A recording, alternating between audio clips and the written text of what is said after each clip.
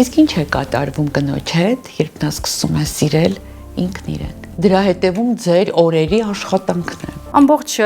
իր շրջապատն է առաջին հերթին սկսում փոխվել, վերաբերմունքն է դեպի նրան սկսում փոխվել, մասնագիտությունն է սկսում փոխվել, շատ է իմ մոտ հանդիպել, մասնագետ են սկսել իրենց բիզնեսներով կանայք զբաղվեն, հարաբերություններն են հարազատների հետ շտկունվում, որովհետև արդեն չունես սպասելիք եւ չկան մեղավորներ, այլ կա գիտակցություն, որ դու ես կառավարում քո կյանքը, այլ ոչ մյուսները։ Դա process է, որին մարդուն բերում հասցնում եմ ու այն կանայք, ովքեր անցնում են, որտեղ կան կանայք, ովքեր պատրաստ չեն, վառ պատրաստ չեն ու ցավոք սրտի չեն էլ ընդունում, որ պատրաստ չեն։ Պատճառաբանություններ ման գալով հիմա ժամանակը չի, չկա, գումար չկա եւ այլն, այսինքն տարբեր պատճառներ, այլ ոչ է, որ ես պատրաստ չեմ իմ էգոն իջացնեմ, հա, երեխեքը իմն են, ճիշտ է, ես չեմ տա, ասում, բայց մենակ քոնը չեն,